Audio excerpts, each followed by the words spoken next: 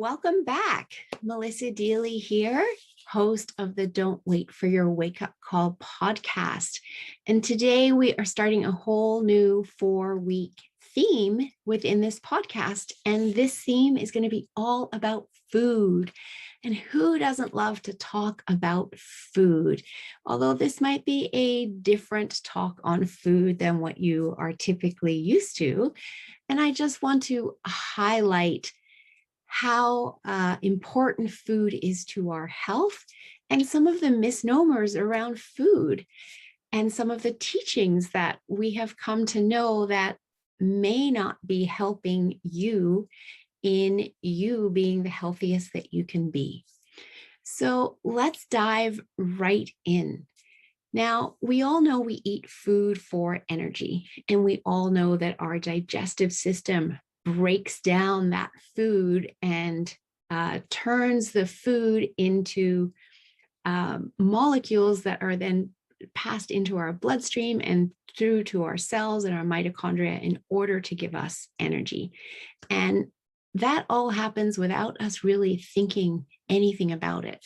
And in the future, I will be doing a whole series on digestion. So I'm not going to dig into the digestive side of food today, other than to say that our gut health is different for each and every one of us. And as such, the food that we eat is different for each and every one of us. The food that allows our body to thrive. Our microbiomes are as individual to us as our fingerprints. And they go back 4 generations on our mother's side. And why is this important? It's important because where did your mother live, or your mother's mother's mother live, i.e. 4 generations ago? So the food that you're eating today and the food that your body likes and thrives on is going to be relevant to your cultural history as well. And in today's modern world, many of us have moved away into new places and are actually eating quite differently to the way our predecessors or our forebears were eating. And that's something that you might want to be factoring in. So often we get bombarded by the media and all those magazines in the checkout aisles at the grocery stores, etc., of eat this way, vegan diet is the best, or keto diet is the best, or maybe it's the paleo diet is the best, or it's the carnivore diet that is the best. And it gets so confusing. It's hard to know which is best. We have friends telling us they did really well on the keto diet, they lost all this weight, so you should do it too, etc., etc. We have all of this information coming in that doesn't factor in our heritage, and it just doesn't factor in our own unique microbiome. So when I work with clients, I really love to teach them to figure out the right way to eat for their unique body. And part of doing that is creating awareness around how we feel when we eat certain foods. I always love to say, listen when your body whispers so it doesn't have to yell at you. But it is really important for all of us to just slow down and check in with ourselves. How are we feeling? To notice, how do we feel when we eat something at the time of eating it? And how do we feel 2 hours later when digestion is likely to be completed or nearly complete? Are we feeling bloated? Are we feeling gassy? Are we feeling heartburn? Are we feeling nauseous? These are all signs that our digestive system is maybe not functioning as well as it should, and perhaps our body isn't loving the food that we eat. But it's not necessarily as easy as just checking in with ourselves in the moment, because unfortunately, very often food intolerances don't show up as symptoms for 48 to 72 hours after eating. So keeping a food journal can be really helpful if you are struggling with food and aren't sure why you're not feeling great and you think it's food related, but you haven't figured out exactly what it is, that keeping a food journal and limiting the foods that you're eating each day, so you're not introducing a whole bunch of different foods every day, and that just makes it really hard to narrow it down, but just having a few different foods throughout the day, tracking that over the course of 3 days to see if you can see any patterns, and then changing some of those foods and doing that again for 3 days is one way that you can start to pinpoint what foods might be causing you problems. But just bigger than foods even causing you problems, it's more the whole concept of trying to eat a certain way because that's what the media is saying is best, or that's what the popular diet is right now. I really want to invite you into the concept that there are as many diets on this planet as there are people. And so to do away with these preconceived ideas of, I need to follow a certain diet plan. The reality is that there are good aspects to every single diet plan that is out there, but to follow them as dogma can actually be negative for you and your unique body type. So, as an example, there are many people that thrive on plant protein, and they can do very well on a vegan diet, for instance. But there are other people who truly need animal protein to access really good energy, which of course is why we eat food. And so that person is not going to thrive on a vegan diet, even though their spouse might, their sibling might, their best friend might. It's not going to work for them. And so trying to follow a program because it works for others, even when it's not working for you, doesn't mean failure. It means I tried that. I listened to my body. My body is telling me that this isn't the best way to eat for my body, and I need to try something else. If I know animal protein worked for me and I tried vegan, it's okay to go back to having animal protein. And I think sometimes we get stuck in this place of, it's not working for me, there must be something wrong with me. There's absolutely nothing wrong with you. It's just your microbiome is different to the other people who thrive on a vegan diet. So give yourself the permission to go back to what was working before, or something that works better, and keep looking for a way to eat for your body that works better for you and gives you more energy by paying attention and checking in and noticing how you are feeling. This is so individual. And I know that can also be problematic when we have families and we were raised where, one meal was served at the dinner table. And if you're in your 40s, 50s, 60s, or older, you probably were told, well, you have to eat everything on your plate because there are people around the world that are starving, and eat it, even if you didn't like it. Even if your body was telling you it wasn't great for your body, you were told as a child to eat it. And your parents were simply doing what they had been taught and doing their best in that moment and trying to ensure you were getting nutrition and food into your body, not realizing that your body might not do well with that particular food. And you were trying to voice that your body didn't like it. And maybe you weren't heard because you were a child and they just thought you were being difficult. And again, they were taught, don't waste food. Other people are starving. Eat it. And so you grew up eating it. Your body kind of stopped talking to you. You stopped understanding the signals because now you think it's something I've eaten my whole life, right? But it's something that your body still doesn't love and can still cause you problems. And that's okay to discover that as an adult too, right? We're all learning every single day. And when you understand foods that don't actually work for your body, you can choose to remove them entirely or just eat them less frequently. And it becomes a choice. That food doesn't make me feel great, so I'm not going to eat it today because I want to feel great tomorrow. Or that food doesn't make me feel great, but everyone else is eating it. I kind of enjoy it in the moment. It's a celebration. I'm going to eat it right now. And if I don't feel great tomorrow, that's okay. I can lie around on the couch. It's the weekend. Everything becomes a choice. So it's just understanding that all food isn't perfect for everyone that I think is really important. There can be healthy foods that I can enjoy, but you might not, and vice versa. And so really spending some time discovering what foods work for you is really eye-opening and enlightening for people instead of just following the mainstream of what we've been told. And here's the thing, the way that you eat changes throughout your life if you stop and think about it.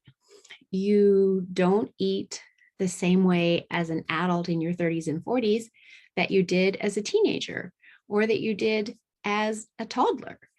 And you're not going to eat the same way when you are a senior either. So the way we eat is always evolving. And we are changing the way we eat as our body changes. And we do that quite well. But the other piece that we can do better, I believe, is not listening to the latest fad diets and trying to follow them, but instead listening to your body and what your body wants, and then following that. That is going to get you so much further, because when you listen to what your body wants and avoid what your body doesn't want, you're already right away starting to lower the inflammation response in your body. Because when you eat foods your body doesn't want, it creates an inflammatory response as your body tries to cope with that. And ongoing inflammation can lead to, pain and joint pain within the body, etc.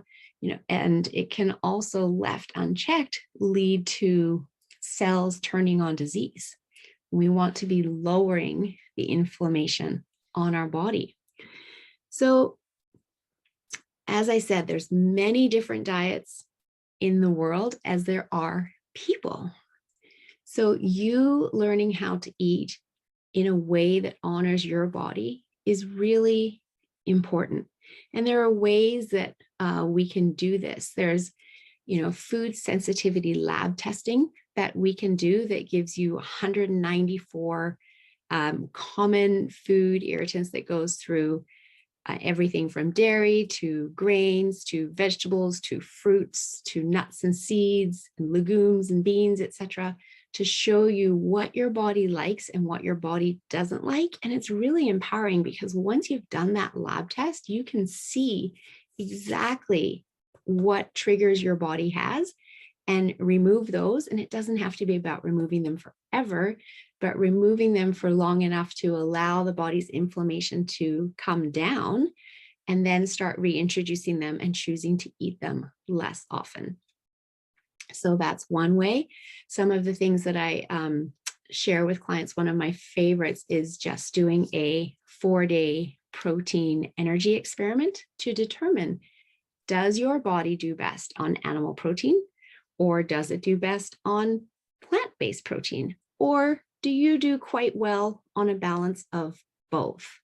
And that's something that's fairly easy to do, that you can do yourself. You can simply map out 4 days in a calendar and plan your meals so that one of those days you're going to have animal protein all 3 to 4 meals in your day. And you're going to note how you feel during that meal, as well as 2 hours later for each meal. What's your energy level like?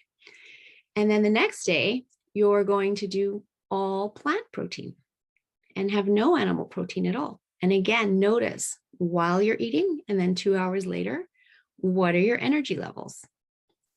And the next day, you're going to mix it up, and you're going to have for 2 of your meals. So maybe you start and end the day with animal protein and you have plant protein at lunch. And on the last day, you're going to start and end your day with plant protein and just have animal protein at lunch. And As you map that out over the 4 days, checking in at each meal, and then 2 hours later, you might need to set a timer on your watch so you don't forget to check 2 hours later.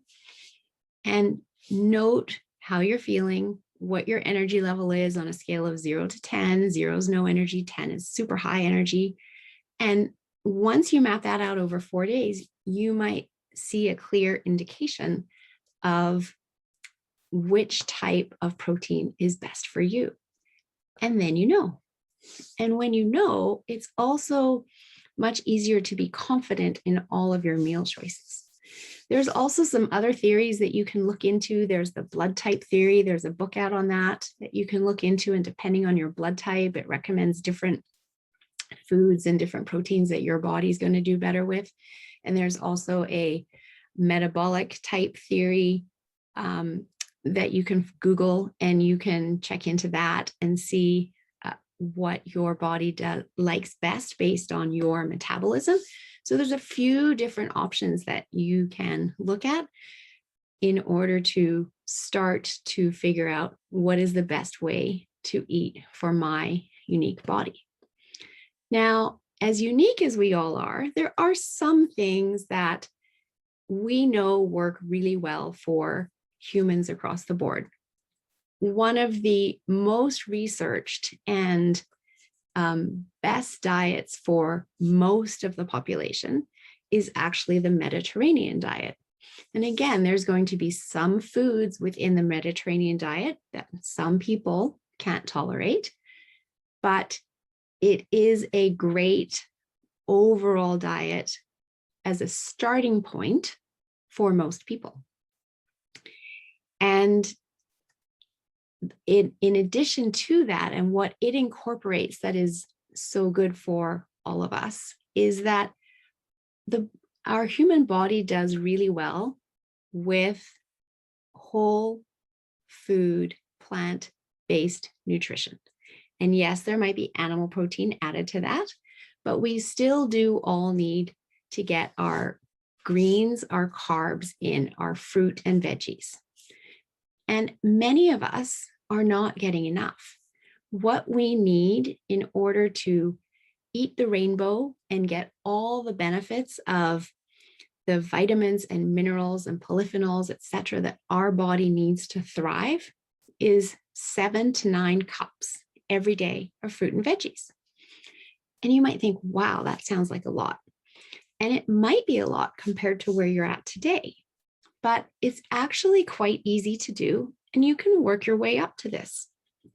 So you could have 2 or 3 cups of fruit and veggies for breakfast in the form of a breakfast smoothie. So it's pretty easy to actually blend up let's say 2 cups, a cup of fruit and a cup of veggies. Or maybe you start your day with 2 cups of fruit in your breakfast smoothie. That is a powerhouse breakfast full of good vitamins and nutrients. And you're making it super easy on your digestive system to process it because you've already blended it up. And so it's so much easier for your body to break it down in order for those vitamins and minerals and nutrients to get into your bloodstream and into your cells to create energy. So starting your day with a smoothie is an excellent way to start your day. And there's so many different variations of smoothies that you can make. So I personally love to start mine. It's mostly a fruit smoothie. I'll either do a whole bunch of berries and some coconut milk and some coconut water. I'll throw in some hemp seeds for some plant protein. I'll throw in some chia seeds for my omega-3s. I'll throw in a bit of protein shake powder for a bit of extra protein. I might throw in a little, a tablespoon of coconut oil to just get some good fats in there for me. And I drink that down over the course of an hour. Sometimes I'll make a different smoothie that might include some frozen mango and some frozen pineapple and some banana. And again, some hemp seeds, chia seeds, some protein powder, and make that with some almond milk and some water, blend that up, same thing. Drink it over the course of an hour because it's packed full of good nutrition. And I don't want to overwhelm my system by drinking it down too quickly. And when I drink it slowly over an hour like that, it leaves me feeling satiated for longer. And then I love to have a plant-based protein meal at lunch because my body does quite well and I can go between plant and animal protein. So I tend to have animal protein once a day, plant protein for my breakfast and my lunch. But again, that's for you to figure out what your body does best with. But my lunchtime meal is 3 cups generally. And I don't measure this out. I just make my serving size. You kind of get used to it after a while, but always salad with lots of green spinach and kale and arugula and lots of veggies in there, from carrots to peppers to, tomatoes, mushrooms. Trying to change that up with the season. Recently, I've been having a lot of asparagus. So many yummy veggies out there. So that's my lunch. And you can, I add some avocado again for or for a good dose of good quality fat, or maybe I'll drizzle some olive oil over that salad for some good fat to get that into my lunchtime meal. And then in the evening, 3 more cups of veggies, whether it's raw or cooked or a combination of both, with some animal protein, and then possibly some starch as well at that meal.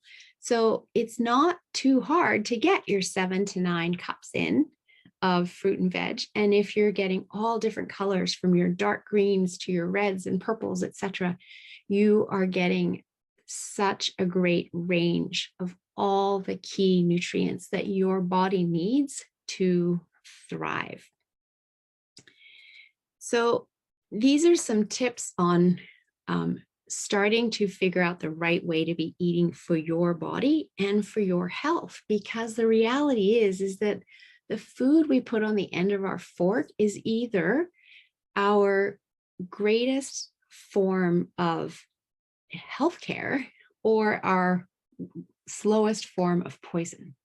And if we're eating processed foods on a regular basis, those foods are slowly poisoning our body, because those foods are full of chemicals to extend shelf life, sugars to make them addictive to you, which we are addicted, or sugar is highly addictive to humans. And so it can be a real problem, and it is a known toxin, and it's in everything that's processed these days. So you're going to be getting that as well. So yes, you're getting food, but you're getting food that's quite deplete in nutrients and has too many toxins and chemicals, etc., in it. And so that's why processed foods can be the slowest form of poison.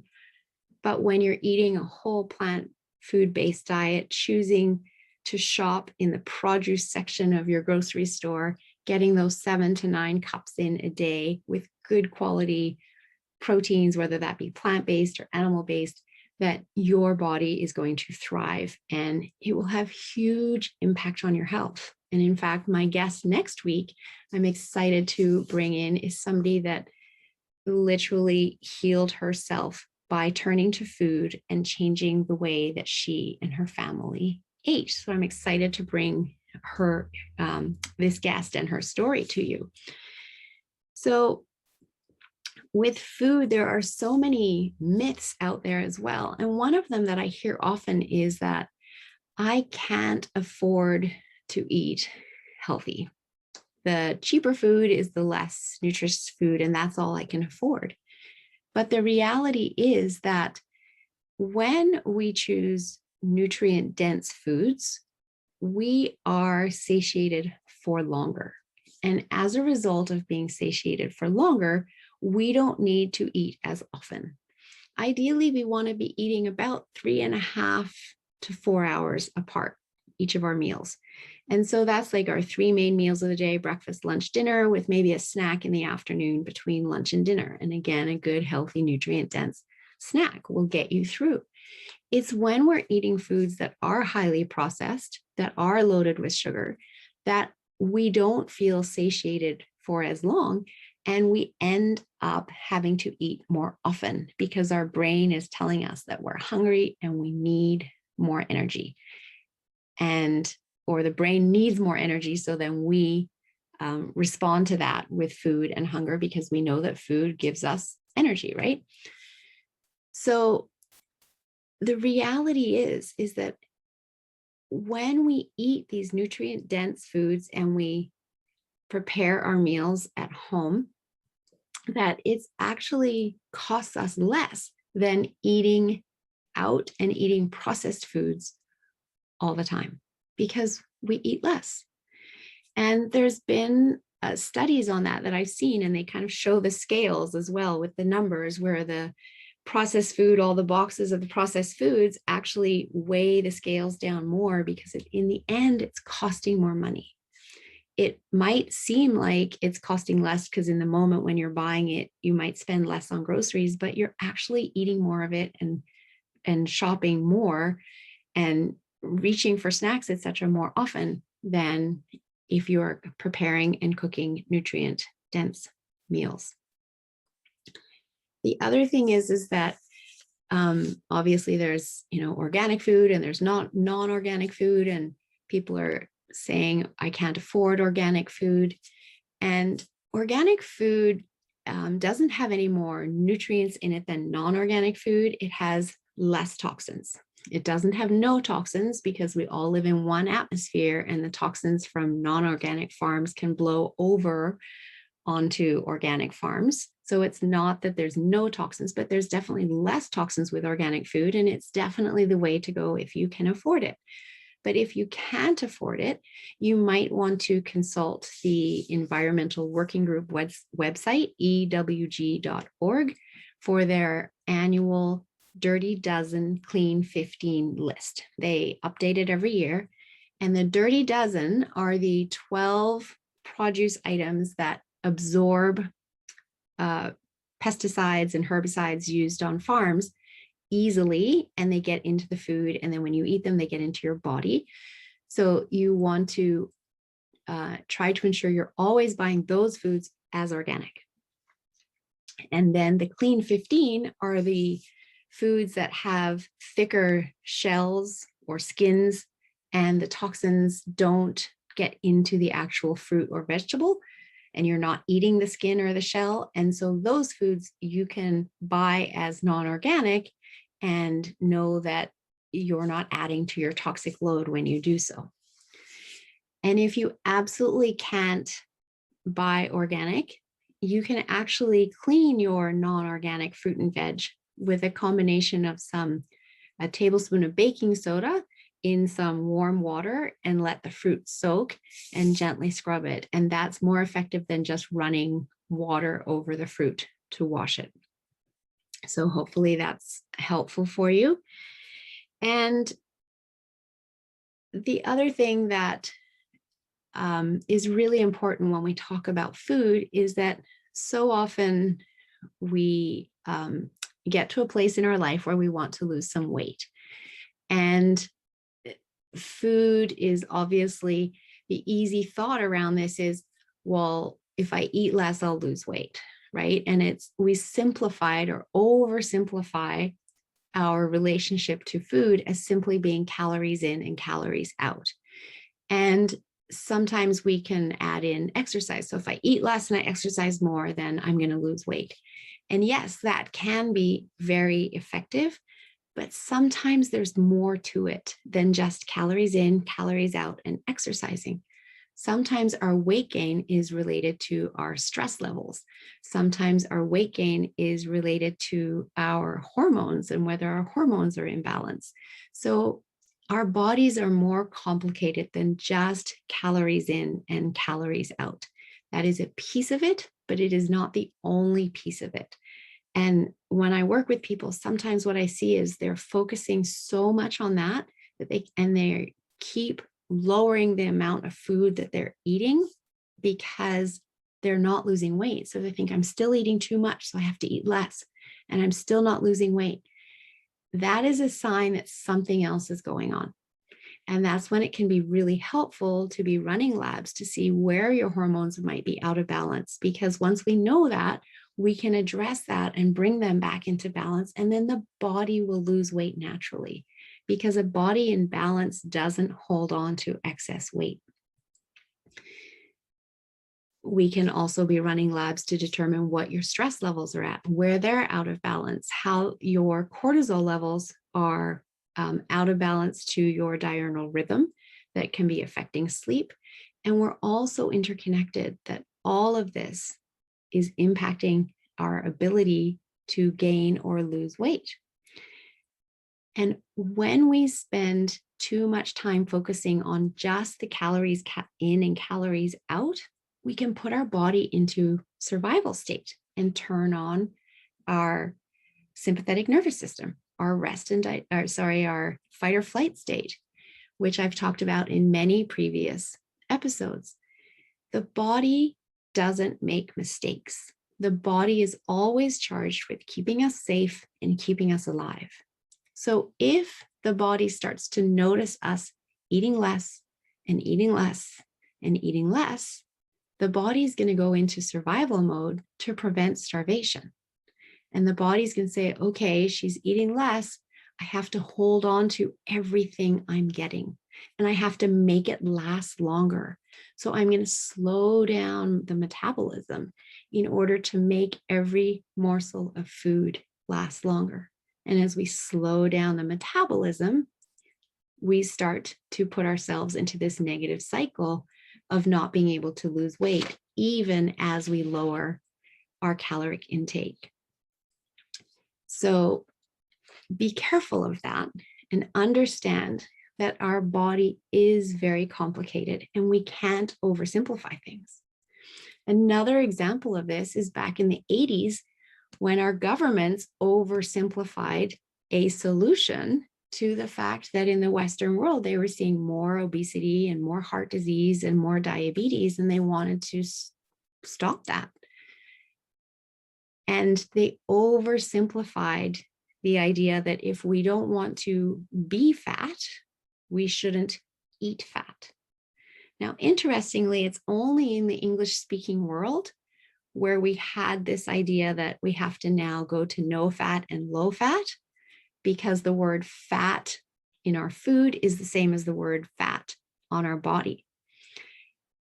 In the non-English speaking world, if you look around, they don't have the same problem that we have today with even higher levels of obesity, heart disease, and diabetes as a result of this strategy to curb that, because they didn't have that same flawed logic that if we don't want to be fat, we shouldn't eat fat, because they use different words for those two types of fat. But in North America, in the UK, in Australia, the English-speaking world, in the last 20, 25 years, we've seen our levels of obesity and heart disease and diabetes soar. And part of that is due to this mistake that was made, where government said we shouldn't eat fat. And so the food industry responded and took the fat out of foods and started marketing low fat and no fat foods. And we were all taught that we should eat low fat, no fat. I know that's what I was taught. That's what I did. I bought low fat yogurt and skim milk, et cetera, et cetera, et cetera, because I believe that is what I should do if I didn't want to be fat. But here's the problem. When the food industry took the fat out of the food and started making low fat, no fat, at the very beginning, it tasted like cardboard. The fat is where the flavor was coming from. And when we removed it, the food tasted awful. So people weren't going to keep buying it. So the food industry added sugar. They added salt to make these no fat, low fat foods more palatable so people would eat them. But they also were very smart because they knew how addictive sugar and salt is to us. And we would buy more of it as a result of having those ingredients in the food that we were eating. And before long, they started adding salt and sugar to many, many, many foods that are on our grocery store shelves to this day, in the freezer section, in the processed food aisles. They've come up with over 50 different names for sugar. As consumers got more astute and started figuring out sugar, they started renaming it and coming up with chemical names to make it even harder and harder for consumers to even read labels and determine, well, how much sugar is truly in this product. The great news is that in Canada, by I believe it's 2022, there is a new law about food labeling that requires that all sugars are indicated together Doesn't matter what the name is for sugar. There could be 3 or 4 different names of sugars on one label. All of them have to be listed together in brackets under sugars in the ingredients list so that it's really obvious how much sugar is in a product. And you no longer have to be a scientist and understand all 50 different names. So that is coming. Companies have been given time to start switching over their labels to meet the government deadline, but that is coming. And that is really great news because you don't have to be a super detective in order to figure out how much sugar is in the food that you're eating. So something else that's exciting is another interview that I'm doing a couple of weeks from now is inviting a guest in, and we will be digging into food labeling because she has spent years in the food industry and has a program that I've recently done with her called Debunking the Food Industry. So I'm excited to bring her interview to you in a couple of weeks as well. But just back to some of these myths that we have been told or taught or that have come up around food. Truly the biggest and most damaging one was to eat low fat, no fat, because it actually made our health worse. And we do have way more heart disease, diabetes, and obesity levels now than we did 25 years ago. So the eating low fat, no fat was an absolute failed solution to the problem that we had back in the 1980s. Instead, we have to be choosing healthy fats. Trans fats are not good fats. Those are not allowed in our foods, but healthy fats. Some of my favorites, again, go back to the Mediterranean diet that I mentioned previously.